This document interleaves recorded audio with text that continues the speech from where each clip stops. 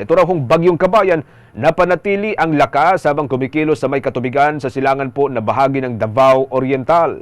Ilang mga lugar na rin po sa bansang nakataas sa Tropical Cyclone Wind Signal number 2. May pag-uulat po dyan mula sa Bombo Radio Philippines Weather Center si Bombo Victor Liantino.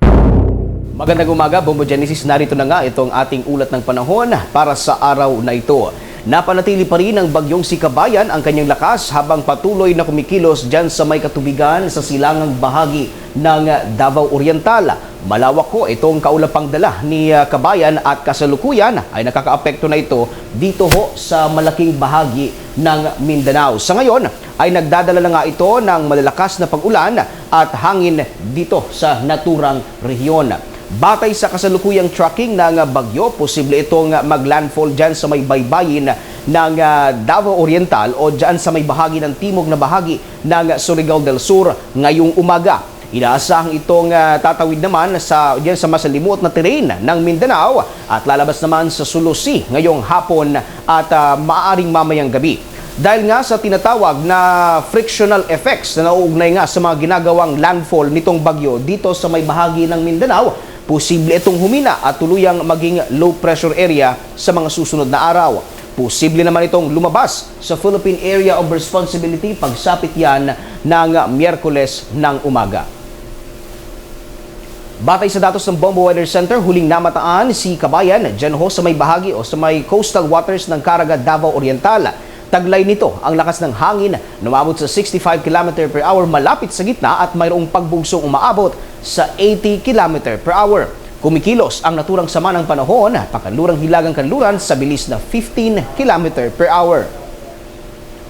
Dahil sa naturang sama ng panahon, nakabandera na ho itong Tropical Cyclone Wind Signal number 2 sa Dinagat Island, Surigao del Norte, kabilang na ang Siargao at Bukas Grande Island, Surigao del Sur, northern portion ho ng Agusan del Norte at eastern portion naman ng Agusan del Sur at northern portion ng Davao Oriental.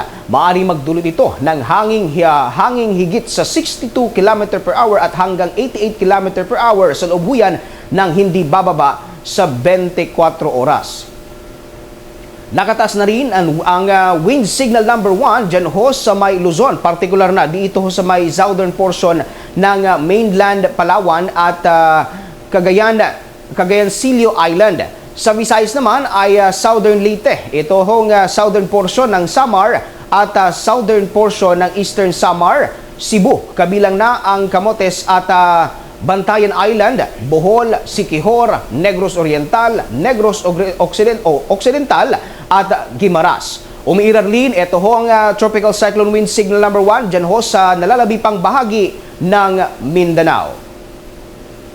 Sa ngayon, Bombo Genesis ay patuloy pa rin na makaranas ng mga makulimlim na kalangitan at manakanakang mga pag-ulan ang ilang lugar dito ho sa northern at central Luzon dahil naman yan sa umiiral na hanging amihan at parehong lagay rin ng panahon ang mararanasan, lalo dito sa Metro Manila, dyan naman sa eastern section ng southern Luzon dahil naman sa umiiral na shear line. At dahil dito, patuloy pa rin ang ating paalala sa ating mga kabombo at kasar nation na siguruhing handa anumang oras at anumang panahon.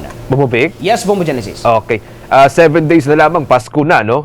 So ito yung isa sa pinakamahalagang linggo na talagang hinihintay ng marami mga Pilipino. Ano yung mga asahan nating panahon pagsapit ng Miyerkules o doon sa araw na inaasahang lalabas na ng Area of Responsibility itong Bagyong Kabayan? Alam mo, Bombo Genesis, itong bagyong ito na inaasahan natin na huling bagyo na tatama sa Pilipinas ngayong taon na 2023. At sakali man na lumabas nga itong si Bagyong Kabayan dyan sa Philippine Area of Responsibility ay tanging makakaapekto na lamang sa atin. Ito namang umiiral na amihan at itong shear line, Bombo Genesis. So yung amihan yun yung nagdadala ng malamig na hangin, ano, yung mga babang temperatura. Posible bang hanggang sa may part ng Mindanao? Kasi usually dyan lang sa may northern Luzon ito, mararanasan ba yung malamig na hangin din? Usually, Bombo Genesis, yung amihan ay nakakaapekto lamang doon sa may northern Luzon at dyan sa may central Luzon at medyo may kalayuan na itong Mindanao para maabot pa nitong hanging amihan, Bombo Genesis. Okay, sige. Maraming salamat, Bombo Victor. Yan muna ang aking ulat panahon. Manatiling nakatutok sa Bombo Radio Philippines para sa mga ususunod pang updates ukol pa rin sa bagyong Sikabayan. Mula dito sa Bombo Weather Center, Bombo Victor Liantino nag-uulat para sa #1 and most trusted radio network in the country, Bombo Radio Philippines. Basta Radio, Bombo!